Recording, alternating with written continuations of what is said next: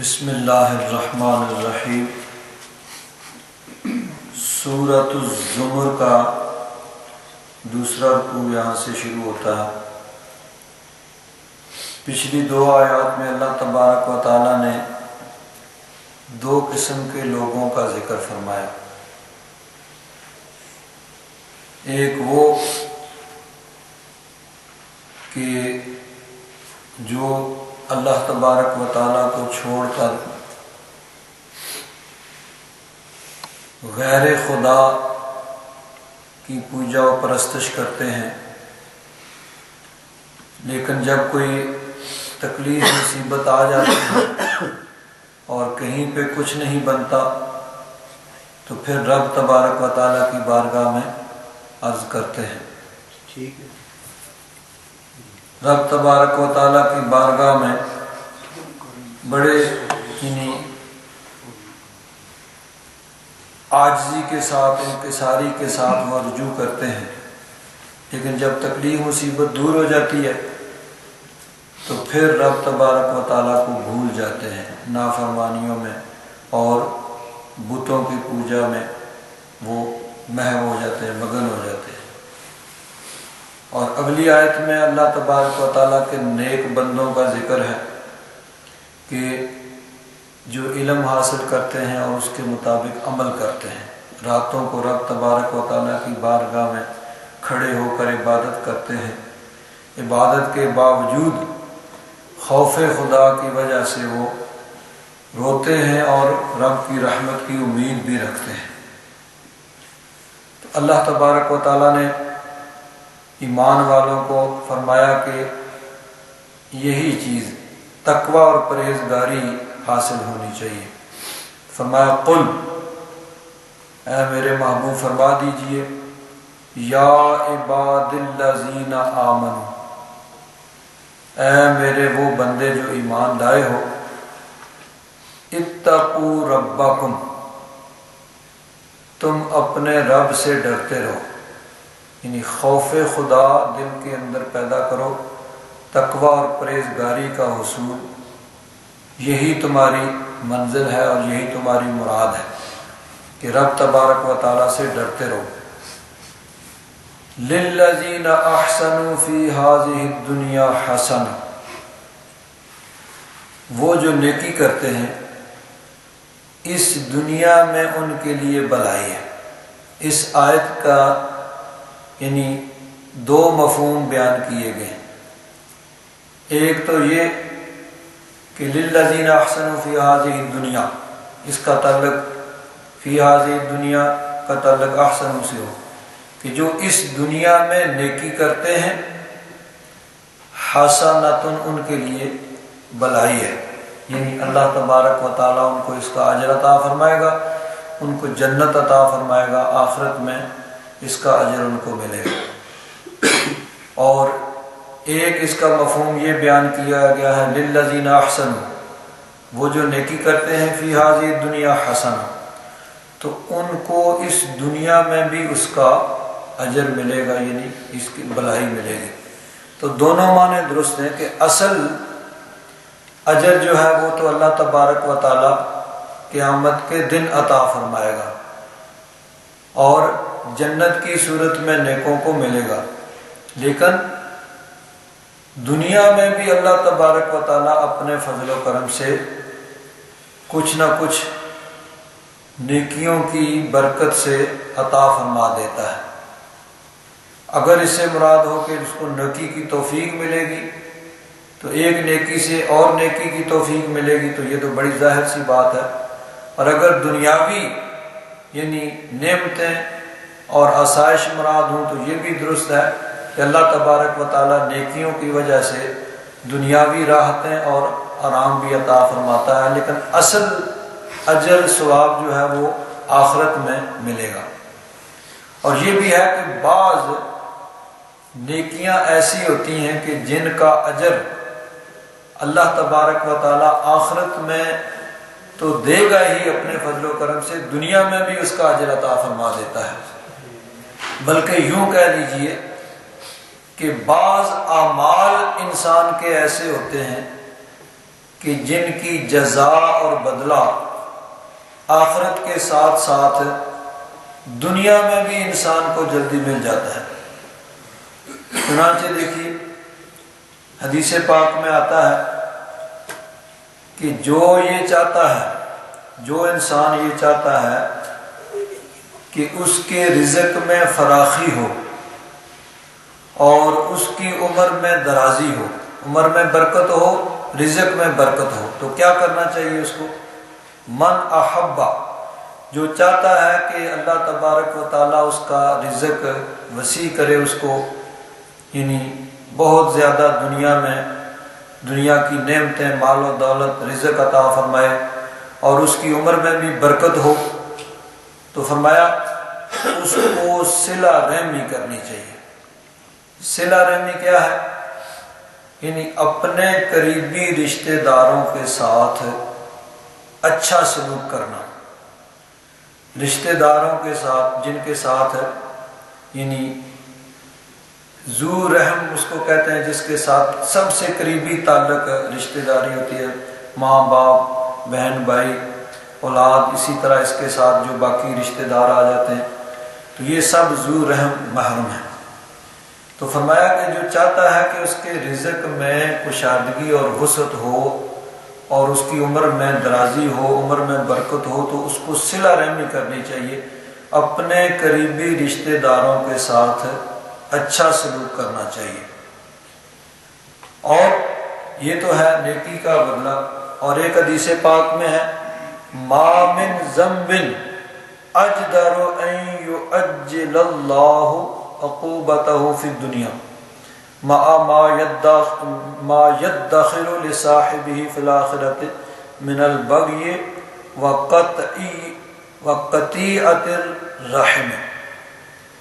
کہ جلدی جس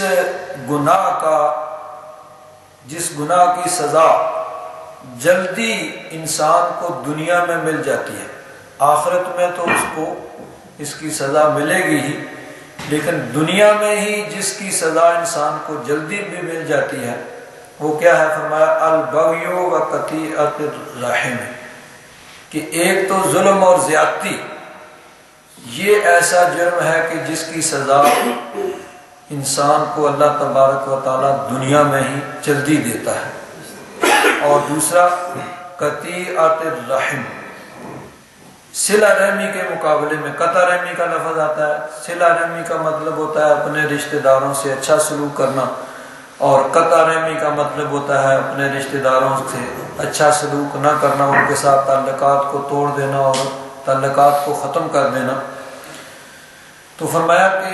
ظلم اور زیادتی، کہ ایک انسان بے بس ہے، مجبور ہے، کچھ نہیں کر سکتا، تو اس کی بے بسی کو دیکھتے ہوئے، اس کی مجبوری کو دیکھتے ہوئے اس پر ظلم اور زیادتی کی جائے۔ یعنی ویسے تو ظلم اور زیادتی کہیں بھی برا ہے، لیکن خاص طور پر جو آگے سے بدلہ لینے کا یعنی اس میں قوت اور طاقت نہیں ہے،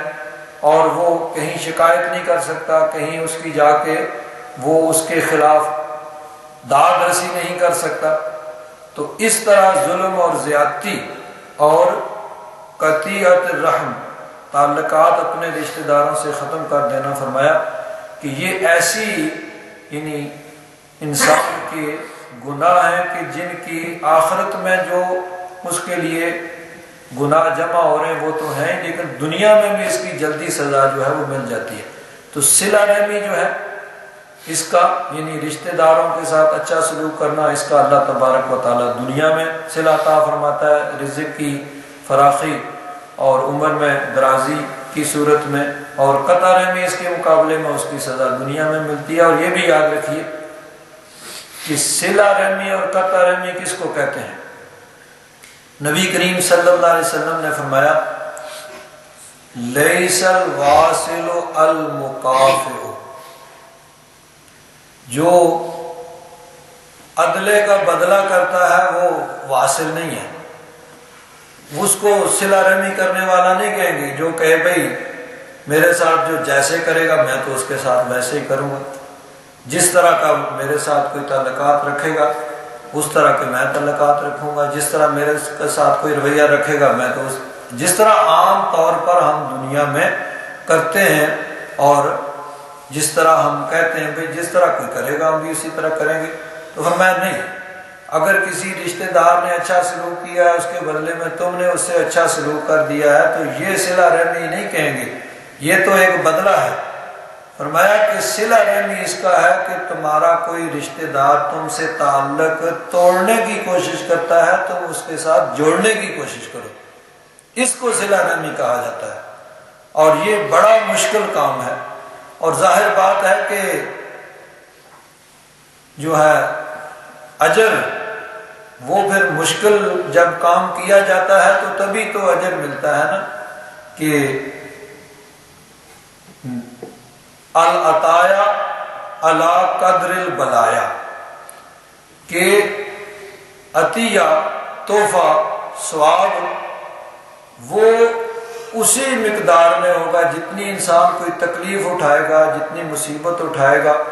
اس تکلیف اور مصیبت کے مطابق اس کو پھر اجر بھی ملے گا۔ تو جتنا زیادہ مشکل کام، جتنی زیادہ کوئی نیکی مشکل سے ہوگی اتنا ہی زیادہ اس کا اجر بھی ہوگا۔ تو بعض اعمال ایسے ہیں کہ جس کا انسان کو دنیا میں بھی اس کا بدلہ ملتا ہے، آخرت میں تو اللہ تبارک و تعالیٰ نے ہر انسان کو اس کے اعمال کا بدلہ دینا ہی ہے۔ تو اس آیت کا للذین احسنوا فی ہذہ الدنیا حسنہ، کہ جو دنیا میں نیکی کرتے ہیں اللہ تبارک و تعالیٰ ان کو قیامت کے دن اجر عطا فرمائے گا، یہ تو ظاہر ہے، لیکن یہ معنی بھی درست ہے کہ جو نیکی کرتے ہیں اللہ تبارک و تعالیٰ دنیا میں بھی اپنے فضل و کرم سے ان کو عطا فرماتا ہے۔ وَأَرْضُ اللَّهِ وَاسِعَةٌ، اور اللہ تبارک و تعالیٰ کی زمین بڑی وسیع ہے۔ یہ ان لوگوں کے لیے تھا کہ جو اپنے ایمان لاتے تھے اور اپنے ملک کے اندر یا اپنے علاقے میں، اپنے شہر میں، گاؤں میں وہ دین پہ عمل نہیں کر سکتے تھے، تو اللہ تبارک و تعالیٰ نے انہیں فرمایا کہ اللہ کی زمین بڑی وسیع ہے، وہاں سے تم چھوڑ کے کہیں اور چلے جاؤ، اور وہاں جا کے جہاں ایسی جگہ چلے جاؤ جہاں تم اطمینان کے ساتھ اللہ تبارک و تعالیٰ کے احکام پر عمل کر سکو، جہاں تمہیں اللہ تبارک و تعالیٰ کے دین پر عمل کرنے سے کوئی روکنے والا نہ ہو۔ انما یوفی الصابرون اجرہم بغیر حساب، بے شک صبر کرنے والوں کو ان کا اجر بغیر حساب کے دیا جاتا ہے۔ صبر کرنے والوں کو ان کے اجر بغیر حساب کے دیے جاتے ہیں۔ اب صبر کا کیا معنی ہے؟ صبر کے کئی مراحل ہوتے ہیں کہ صبر کے مختلف درجات ہیں۔ عام طور پر جو صبر کا معنی لیا جاتا ہے وہ یہی ہے کہ انسان تکلیف مصیبت پہ صبر کرے، اس کے مقابلے میں بے صبری ہے کہ کوئی تکلیف آئی، مصیبت آئی تو انسان جو ہے وہ ناشکری کرتا ہے اور شور مچاتا ہے، روتا ہے، پیٹتا ہے اور اللہ تبارک و تعالیٰ کا شکوہ و شکایت کرتا ہے۔ تو تکلیف اور مصیبت آئے تو ہمارے لیے حکم یہ ہے کہ ہم اس کو جائز جو بھی ذرائع، جو سورسز جائز مل جائیں ان سے اس کو دور کرنے کی کوشش کی جائے۔ اگر بیماری آ جائے اس کا علاج کیا جائے، اور کوئی تکلیف مصیبت آ جائے اس کو دور کرنے کی کوشش کریں۔ اگر پھر بھی وہ دور نہ ہو تو پھر زبان پہ کوئی ایسا کلمہ نہ لائیں جس سے اللہ تبارک و تعالیٰ کا شکوہ و شکایت ہو، جس طرح کہا جاتا ہے کہ پتہ نہیں کیا بات ہے، ہم پر ہی مصیبتیں آتی رہتی ہیں، پتہ نہیں ہم سے کون سا گناہ ہو گیا، یعنی گویا کہ ہم نے کبھی کوئی گناہ کیا ہی نہیں ہے تو ہم پہ تکلیفیں مصیبتیں آتی ہیں، حالانکہ ہم کرتے ہی کیا ہیں، صبح سے شام تک گناہ ہی تو کرتے ہیں، اور کہتے یہ ہیں کہ پتہ نہیں کون سا گناہ ہو گیا کہ ہم سے تکلیفیں مصیبتیں دور نہیں ہوتی۔ تو یہ نہیں ہے، بلکہ تکلیفوں مصیبتوں کو جائز ذرائع سے دور کرنے کی بھی کوشش کرنی چاہیے، اور اگر دور نہ ہوں تو پھر کوئی ایسی بات نہ کریں جس میں اللہ تبارک و تعالیٰ کی نافرمانی یا شکوہ و شکایت اور ناشکری ہو۔ یہ تو عام معنی ہے صبر کا۔ اور صبر کا ایک معنی یہ ہے کہ اللہ تبارک و تعالیٰ کی اطاعت اور فرمانبرداری، رب تبارک و تعالیٰ کے حکم پر عمل کرنے کے لیے جو بھی تکلیف اور مصیبت آئے، جو مشقت آئے، اس کو برداشت کرنا۔ مثلا نماز پڑھنے کے لیے اگر صبح اٹھنا پڑے، نیند ابھی پوری نہیں ہوئی ہے لیکن رب کا حکم ہے اٹھنا ہے، تو یہ تکلیف مصیبت برداشت کرنا، یہ صبر ہے۔ سردیوں میں گرم بستر کو چھوڑنا، اٹھنا اللہ کے حکم پر عمل کرنے کے لیے، یہ بھی تکلیف ہے، مشقت برداشت کرنا ہے، یہ بھی صبر ہے۔ تو رب تبارک و تعالیٰ کے حکم پر عمل کرنے کے لیے جو مشقت اٹھانی پڑے اس کو برداشت کرنا، یہ بھی صبر ہے۔ اور انسان گناہ کر سکتا ہے، گناہ کرنے میں بظاہر کوئی رکاوٹ نہیں ہے، لیکن صرف رب تبارک و تعالیٰ کے خوف سے، رب تبارک و تعالیٰ کے حکم پر عمل کرتے ہوئے گناہ سے رک جانا کہ یہ گناہ میں نے نہیں کرنا ہے کیونکہ یہ رب کی نافرمانی ہے، یہ کام میں نے نہیں کرنا کیونکہ اس میں رب کی نافرمانی ہے اور یہ رب کے احکام کی خلاف ورزی ہے۔ تو بظاہر کوئی رکاوٹ نہیں ہے، صرف رب تبارک و تعالیٰ کے حکم پر عمل کرنے کے لیے کسی کام سے رک جانا کہ نہیں یہ رب کی نافرمانی ہے اس لیے میں نے اس کام کو نہیں کرنا، یہ بھی صبر ہے۔ تو نیکی کرنے کے لیے جو مشقت اٹھانی پڑے یہ بھی صبر ہے، اور گناہ سے بچنے کے لیے جو اپنی طبیعت پہ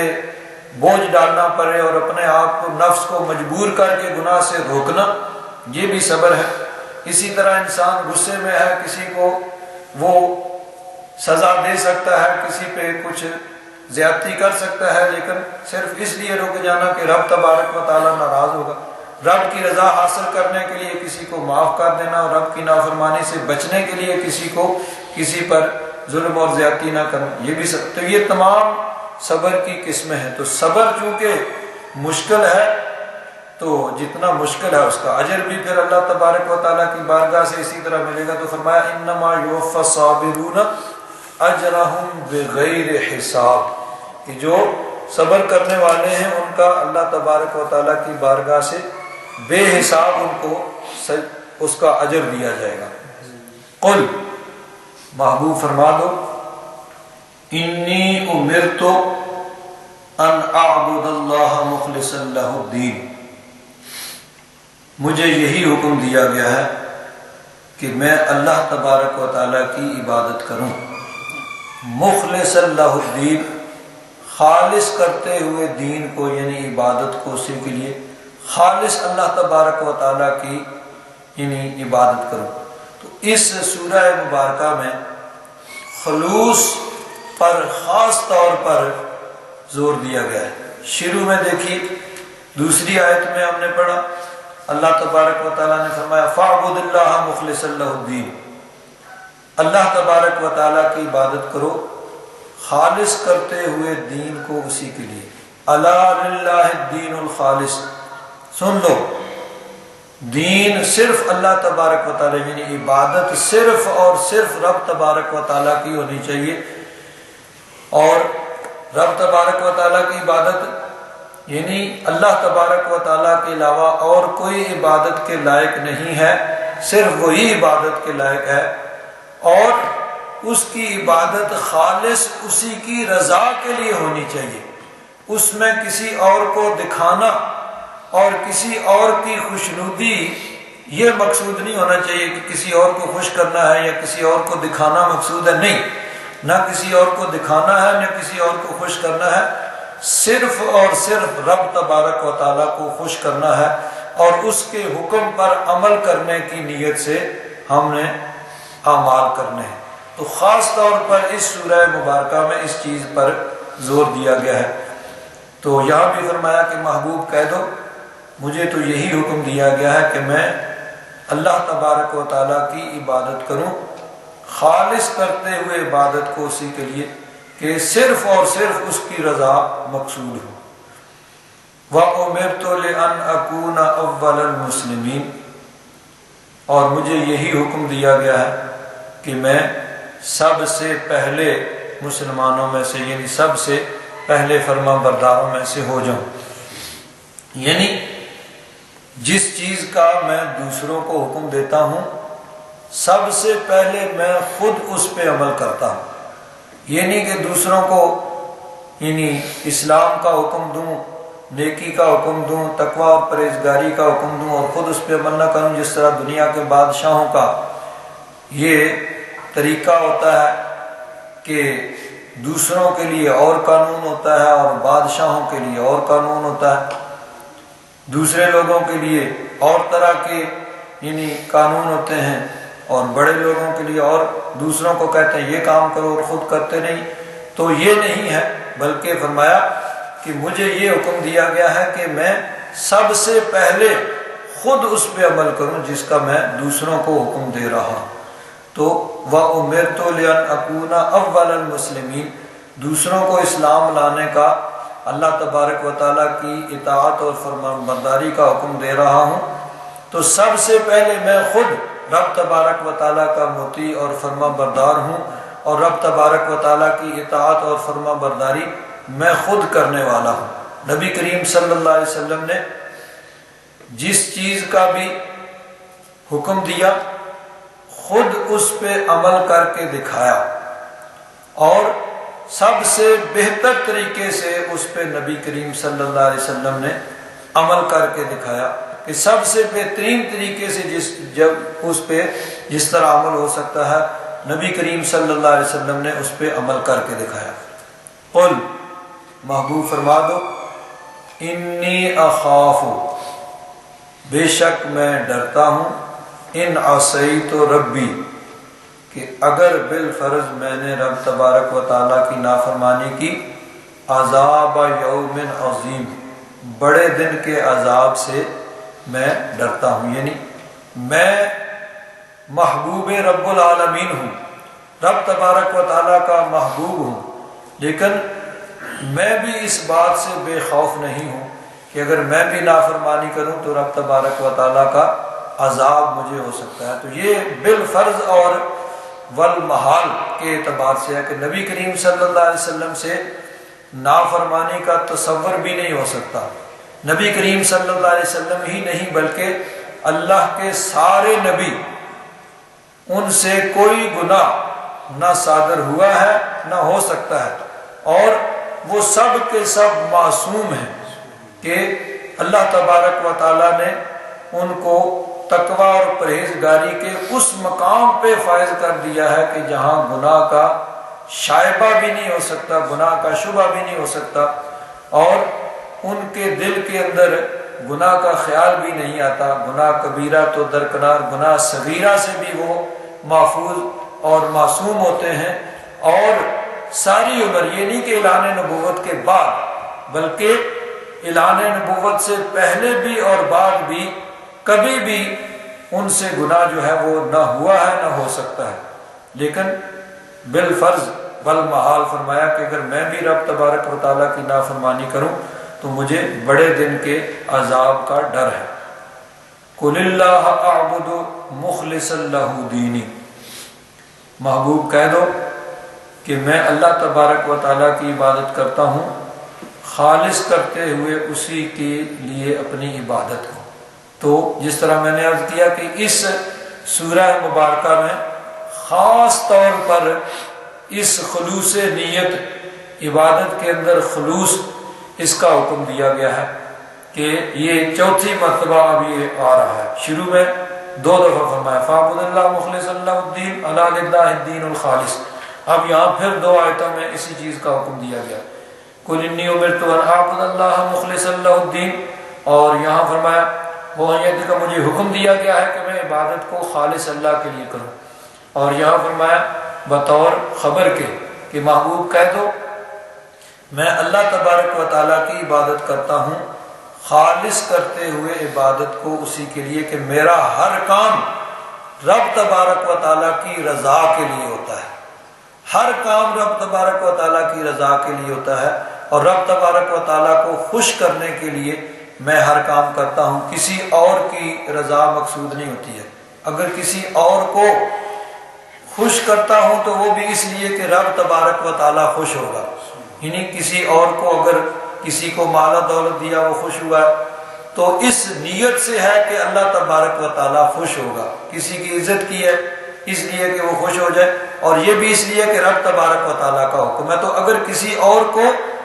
خوش کیا جا رہا ہے تو وہاں بھی اصل محرک وہی رب تبارک و تعالیٰ کی رضا کا حصول ہے کہ رب تبارک و تعالیٰ کے حکم پر عمل کرنے کے لیے یہ کام کیا جا رہا ہے. تو اصل مراد اور مقصود رب تبارک و تعالیٰ کی رضا ہے. رب تبارک و تعالیٰ کی رضا کے حصول کے لیے جو بھی کرنا پڑے ہم کریں. فَاعْبُدُوا مَا شِئْتُم مِّن دُونِهِ، اللہ تبارک و تعالیٰ نے فرمایا کہ محبوب کہہ دو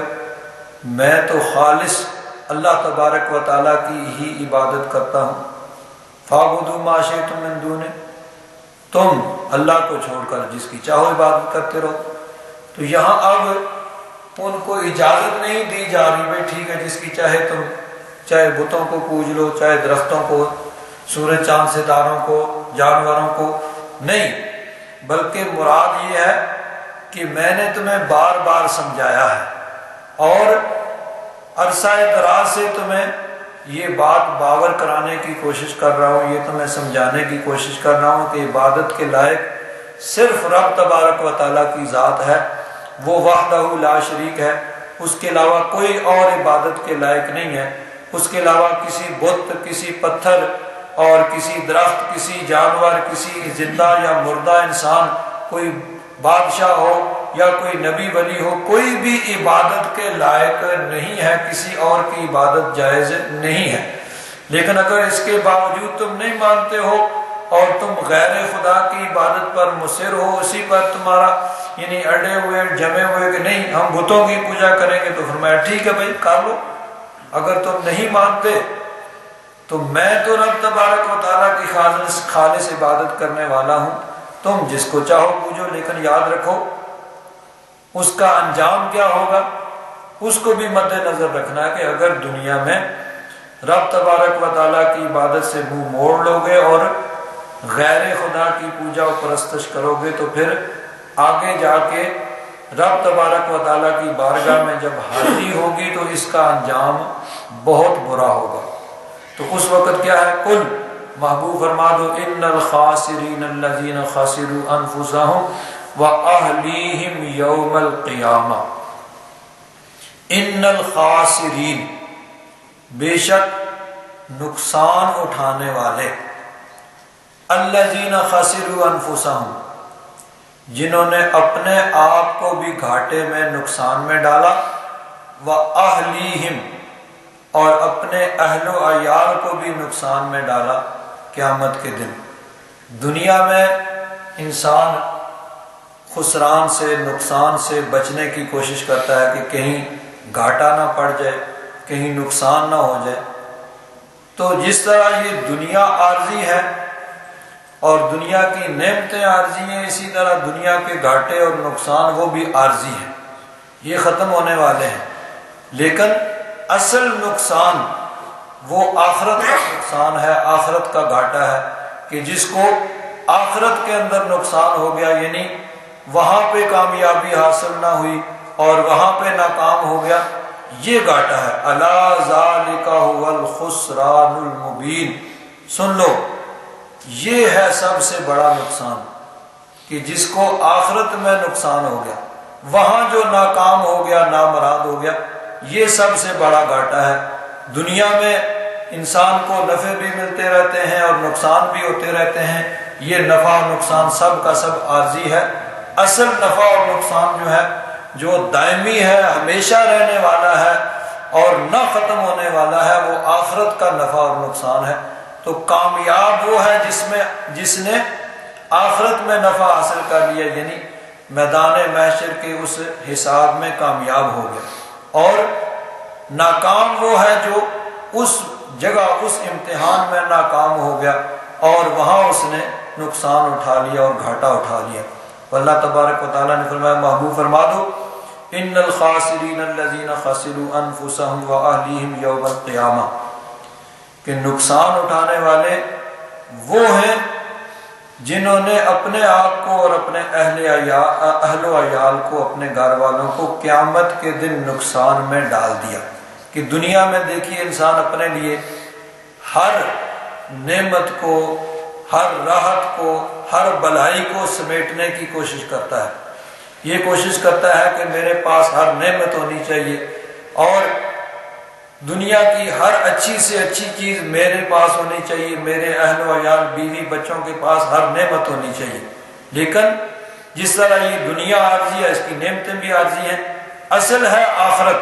تو جب آخرت میں ایک انسان دنیا میں اپنے لیے اور اپنے اہل و عیال کے لیے ساری نعمتیں اکٹھی کر لیتا ہے، لیکن آخرت میں جب نہ ہوا تو وہ سب سے بڑا نقصان اٹھانے والا ہے۔ اور اس سے بڑا ناکامی اور کیا ہوگی کہ ایک انسان وہ ہے کہ جس نے دنیا میں محنت کی، نہ دن دیکھا، نہ رات دیکھی، نہ صبح دیکھی، نہ شام دیکھی، نہ کوشش کی، محنت کی، اور اپنے لیے اس نے دنیا میں ہر نعمت کو اکٹھا کر لیا، اور اپنے بیوی بچوں کے لیے بھی ہر نعمت کو اکٹھا کر لیا، اور دنیا کی کوئی ایسی چیز نہ چھوڑی جو اس نے اپنے لیے، اپنے اہل و عیال کے لیے نہ اس نے سمیٹ لی ہو۔ لیکن قیامت کے دن رب تبارک و تعالیٰ کی بارگاہ میں اس کی حاضری ہو، اور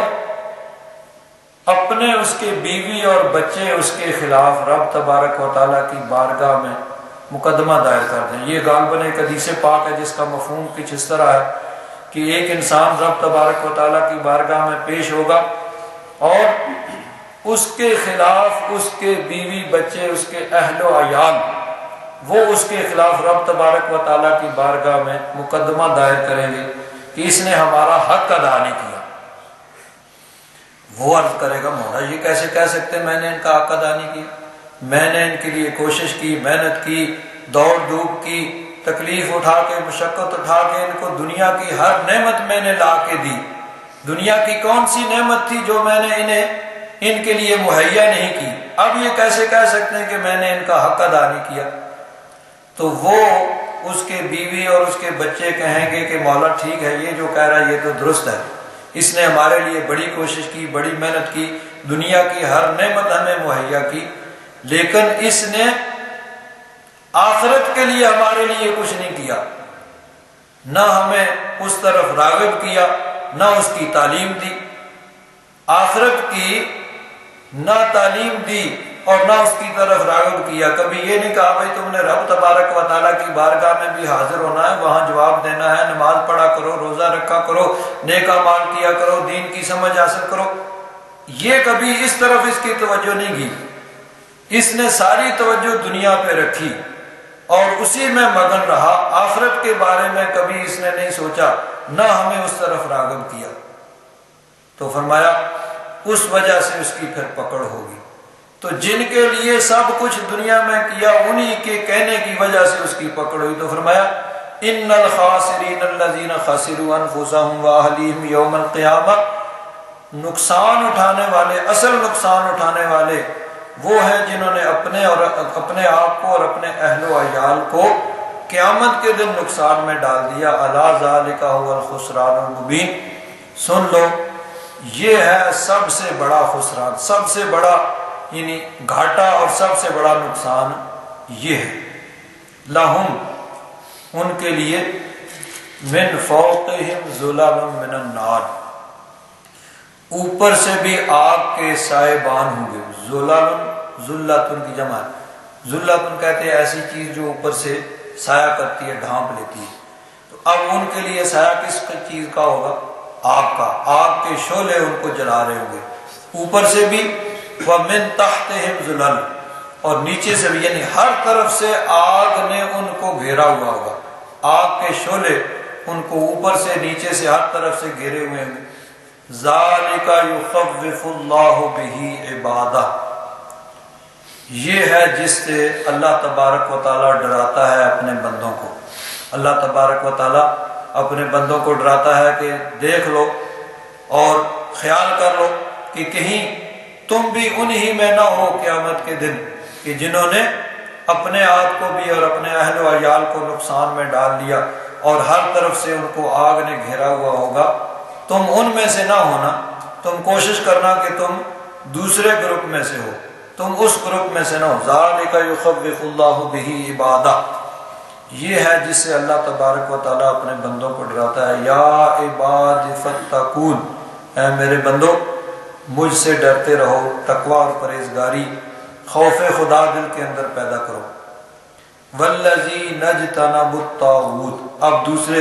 اس کے مقابل، یہ تو ہے کہ جنہوں نے نقصان اٹھایا، ان کے مقابل دوسرے اطاعت اور فرما برداروں کا ذکر ہو رہا ہے۔ والذین اجتنبوا الطاغوت، جنہوں نے طاغوت سے اجتناب کیا،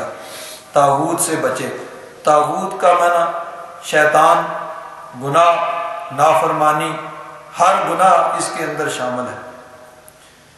تو جنہوں نے طاغوت سے بچے، این یعبدوہا، کہ اس کی عبادت کریں، طاغوت کی عبادت سے بچے، یعنی شیطان کے پیچھے لگنے سے جو رک گئے، جو شیطان کے پیچھے نہیں لگے، شیطان کی اطاعت اور فرما برداری کی نہیں کی، شیطان کی بات نہیں مانی۔ وَأَنَابُوا إِلَى اللَّهِ، اور رب تبارک و تعالیٰ کی طرف انہوں نے رجوع کیا، رب تبارک و تعالیٰ کے احکام پر عمل کرے، اللہ تبارک و تعالیٰ کی اطاعت اور فرما برداری کی۔ لَهُمُ الْبُشْرَى، ان کے لیے خوشخبری ہے۔ تو جنہوں نے طاغوت کی عبادت سے اجتناب کیا اور رب تبارک و تعالیٰ کی طرف رجوع کیا، ان کے لیے خوشخبری۔ اب طاغوت اس سے مراد ہر گناہ بھی ہو سکتا ہے، نافرمانی بھی ہو سکتی ہے، اور شیطان بھی سب سے بڑا نافرمان اور نافرمانی کی دعوت دینے والا وہ شیطان ہے۔ تو طاغوت بت بھی مراد ہو سکتے ہیں کہ جنہوں نے بتوں کی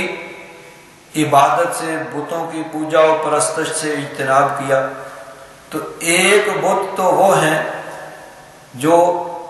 لکڑی کے، پتھر کے، سونے چاندی کے ہوتے ہیں، اور کہیں سورج چاند ستاروں کو بت بنا کے ان کی پوجا و پرستش کی جاتی ہے، کہیں جانوروں کی پوجا و پرستش کی جاتی ہے۔ اور ایک بت وہ انسان نے اپنے اندر سجا رکھے ہیں، اپنی خواہشات کے بت، کہ جن کی وہ یعنی پیروی کرتا ہے، کہ جو دل چاہتا ہے، جو دل کے اندر خیال پیدا ہوتا ہے، اس کی پوجا و پرستش کرتا ہے۔ اور ایک بت انسان کے دنیا کے اندر وہ ہوتے ہیں جو اس کو برائی کی طرف راغب کرتے ہیں، جو اس کو نیکی سے روکتے ہیں۔ تو جو بھی انسان کو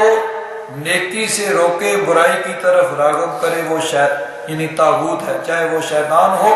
چاہے انسان کے دوست احباب اہل و عیال ہوں، یا اس کا اپنا نفس امارہ ہو اس کے اندر، جو یعنی اس نے بت پال رکھے ہیں اپنی خواہشات کے، یہ سب کے سب طاغوت میں شامل ہیں۔ کہ انسان کے اندر بھی برائی کی ایک قوت اور طاقت ہے جو انسان کو برائی کی طرف راغب کرتی ہے، انسان کی خواہشات ہیں جو انسان کو اللہ تبارک و تعالیٰ کے احکام پر عمل کرنے سے روکتی ہے اور اللہ تبارک و تعالیٰ کی نافرمانی کی طرف راغب کرتی ہے۔ تو ہر طرح کے یہاں بت مراد ہیں، خارجی ہوں یا داخلی، باہر کے ہوں یا اندر کے ہوں، سب سے بچنا انسان کے لیے ضروری ہے۔ اور یہ بھی یاد رکھیے کہ باہر کے جو بت ہیں ان سے بچنا آسان ہے، اندر کے بتوں سے بچنا زیادہ مشکل ہے، کہ اس کے لیے انسان کو زیادہ محنت کرنی پڑتی ہے، زیادہ انسان کو قوت ارادی کی ضرورت ہوتی ہے، اس کے لیے زیادہ کوشش کرنی پڑتی ہے، تب انسان اپنے اندر کے بتوں سے وہ بچ سکتا ہے، اپنی خواہشات کے بتوں سے بچ سکتا ہے۔ تو لیکن جو بچیں گے اور رب تبارک و تعالیٰ کی طرف رجوع کریں گے، فرمایا لَهُمُ الْبُشْرَى، ان کے لیے خوشخبری ہے۔ اور یہ خوشخبری جو ہے موت کے وقت بھی ہو سکتی ہے اور قیامت کے دن بھی ہو سکتی ہے، کہ موت کے وقت بھی فرشتے آ کر خوشخبری دیں گے اور قیامت کے دن وہاں بھی خوشخبری ہوگی۔ چنانچہ ایک دوسری آیت ہے، اللہ تبارک و تعالیٰ نے فرمایا ان الذین قالوا ربنا اللہ، وہ جنہوں نے کہا کہ ہمارا رب اللہ ہے، ثم استقاموا، پھر اس پہ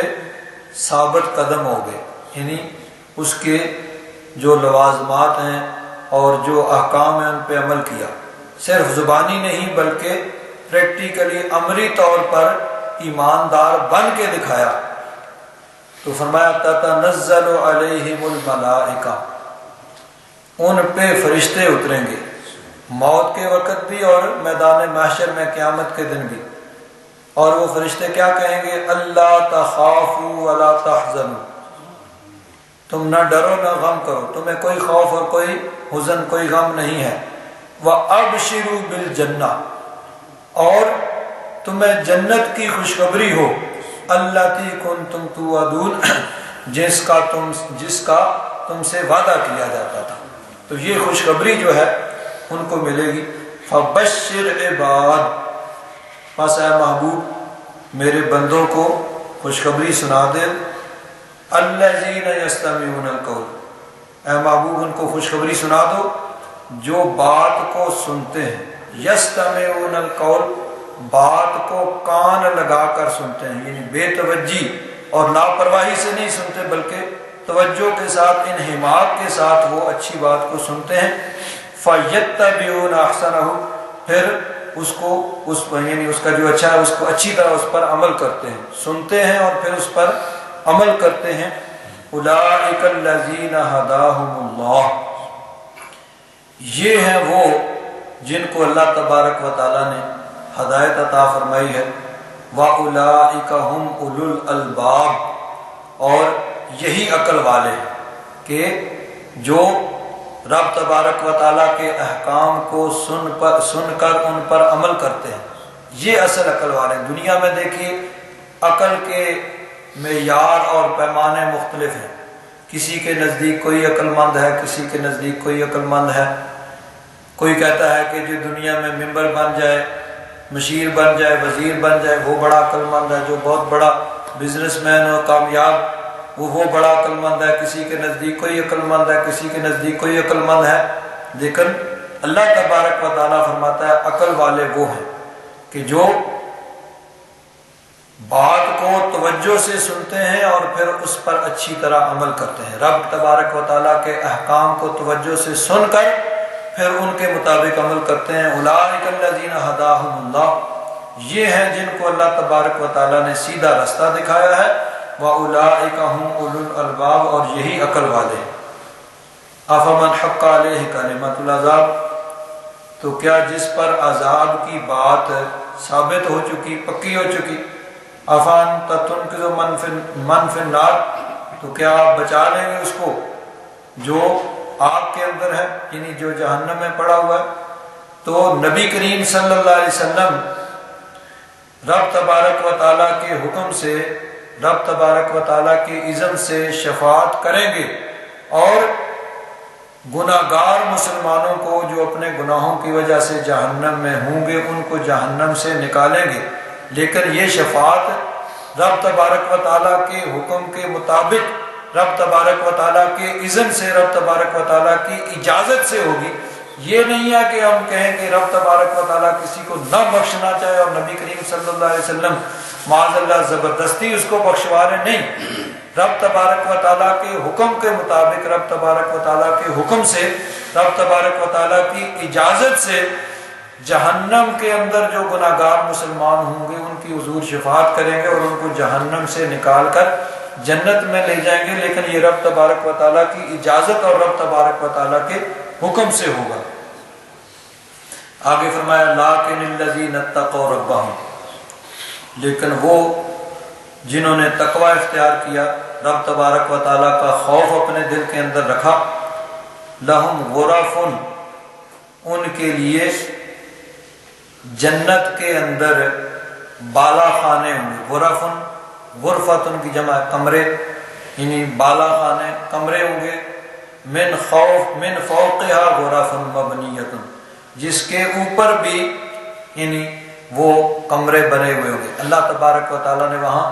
ان کے لیے اس طرح کے مکانات تیار کیے ہیں، تجری من تحتها الانہار، جن کے نیچے نہریں جاری ہیں۔ ان جنتوں کے اللہ تبارک و تعالیٰ نے ان کے لیے مکانات اور محلات بنائے ہیں جن کے نیچے نہریں جاری ہیں۔ وعد اللہ، یہ اللہ تبارک و تعالیٰ کا وعدہ ہے، لا یخلف اللہ المیعاد، اللہ تبارک و تعالیٰ اپنے وعدے کی خلاف ورزی نہیں کرتا۔ الم ترى، کیا تم نے نہیں دیکھا، ان اللہ انزل من السماء ماء، اللہ تبارک و تعالیٰ نے آسمان سے پانی اتارا، یعنی بارش ہوتی ہے، فَسَلَكَهُ يَنَابِيعَ فِي الْأَرْضِ، پھر زمین کے اندر جو چشمے ہیں ان کے اندر وہ چلتا ہے، زمین کے اندر پانی جذب ہو جاتا ہے اور پھر چشموں کی صورت میں وہ نکلتا ہے۔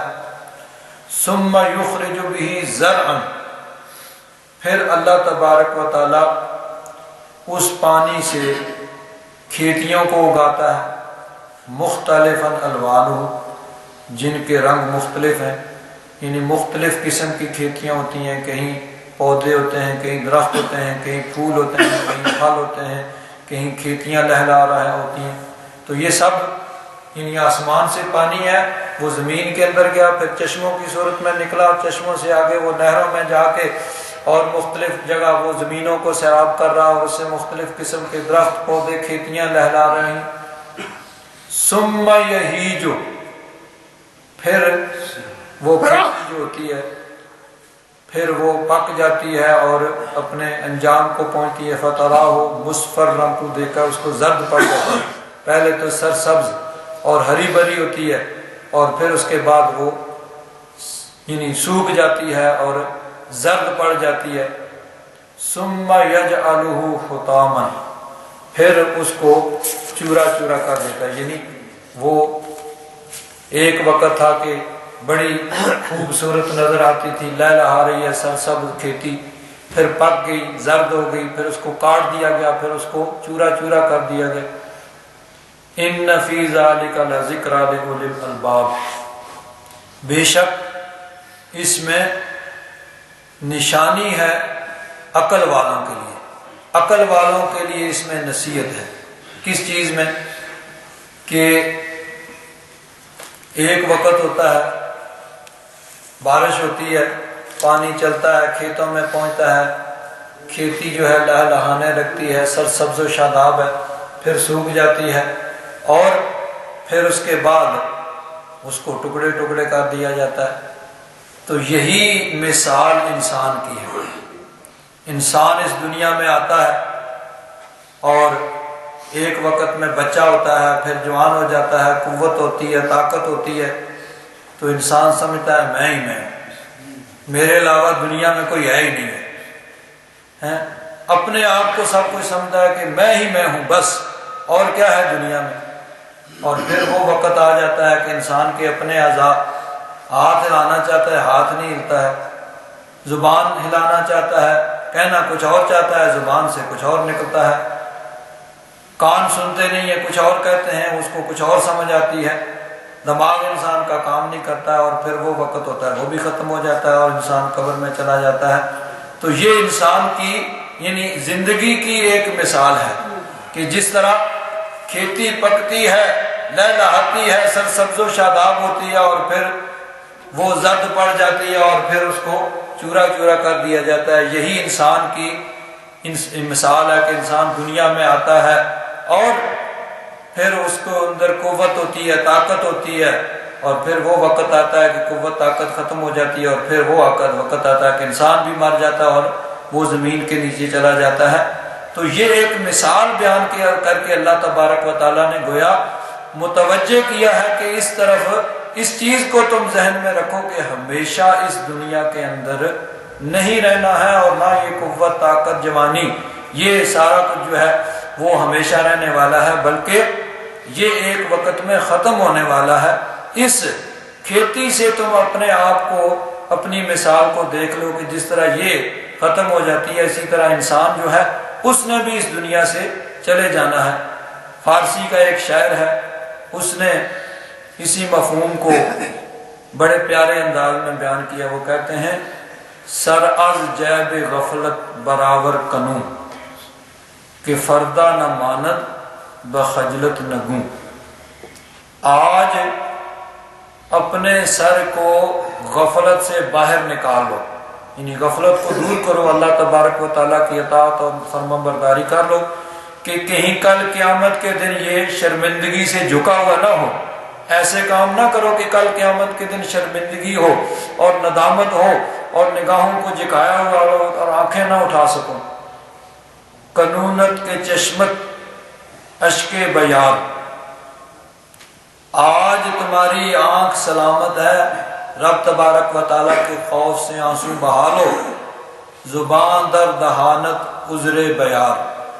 منہ کے اندر زبان ہے تو عذر لے آؤ، یعنی اپنے گناہوں پر توبہ اور استغفار کر لو۔ نہ پیوستہ باشد روان در بدن، نہ ہموار گردد زبان در دہن۔ ایک وقت وہ آئے گا کہ یہ زبان منہ کے اندر سلامت نہیں ہوگی، بلکہ اس جسم کے اندر ہی جان ہی نہیں ہوگی۔ تو اس وقت کے آنے سے پہلے پہلے اپنے آپ کو جو ہے وہ سنوار لو اور اس وقت کے لیے اپنے آپ کو تیار کر لو۔ تو یہ مثال جو اللہ تبارک و تعالیٰ نے کھیتی کی بیان فرمائی، یہی انسان کی مثال ہے کہ انسان اس دنیا میں آتا ہے اور پھر آ کے ایک نہ ایک وقت اس کو چلے ہی جانا ہے۔ اچھا انسان، سمجھدار اور عقل مند وہ ہے جو آخرت کے لیے تیاری کرتا ہے۔ حضرت سرکار میاں صاحب رحمۃ اللہ تعالی علیہ نے ارشاد فرمایا کہ لکھ ہزار بہار حسن دی اندر خاک سمانی، لا پریت اجئی محمد جگ وچ روے کہانی۔ کہ ایسا کام کرو کہ تمہیں کوئی تمہارے جانے کے بعد اچھے لفظوں سے یاد کرے کہ اچھا انسان تھا، نیک تھا، متقی تھا، پرہیزگار تھا، دوسروں کے ساتھ بھلائی کرنے والا تھا اور دوسروں کے ساتھ اچھا سلوک کرنے والا تھا۔ اگر مخلوق خدا کسی کے جانے کے بعد اس کو اچھے لفظوں سے یاد کرتی ہے تو وہ اللہ تبارک و تعالیٰ کے نزدیک بھی اچھا ہے۔ اللہ تبارک و تعالیٰ ہم سب پر اپنا فضل اور کرم فرمائے۔